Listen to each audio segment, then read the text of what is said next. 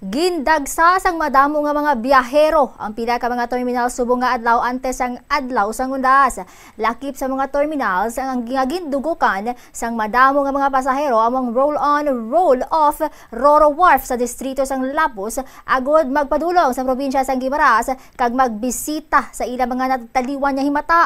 Sa interview sang Bombo Radyo kay Police Master Sergeant Alme Verly Marie Gabawa, assigned PNP personnel sa nasampit nga terminal, iya ginpahayag nga ginaekspektar nga mas madamo pa ang mga pasahero sa terminal Subong nga hapon. Dugang pasini, padayon ang ila pagbantay, hindi lamang sa bahin sang Parola Wharf, kundi sa pila ka bahin diri sa may syudad sang Iloilo agud mas siguro ang kalinong sa pagsaulog sang pista minatay.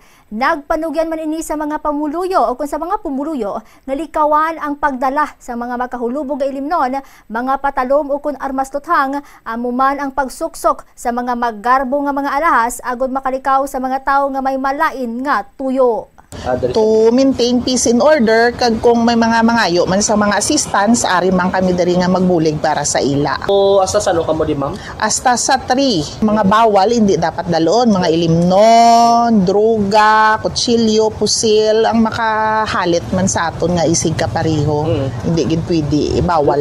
Kun lang nga mapanugyan nga ang aton nga mga valuables ang kun nagasakay kita bantayan gid naton ang aton cellphone labi na gid nga kun gasakay kita or may ginaobra kita bilang isulod ta sa bag nga secure kag ang aton nga mga kwarta, wallets, sulod gid sang bag kag gibantayan ta hindi ta pagpangbilin-bilin or panungtong kundiin kay basi malipatan. Kag ang iban ta man nga gamit nga dala i-secure ta gid hindi ta pagpabayaan. Takat man lang kita kay malang di man siguro gid kinahanglan nga masuksok kita sang mga flashy gid naton nga mga jewelries, mga lang i-conceal lang naton para nga hindi man sakit sa mata sang mga lawless elements naton sa area.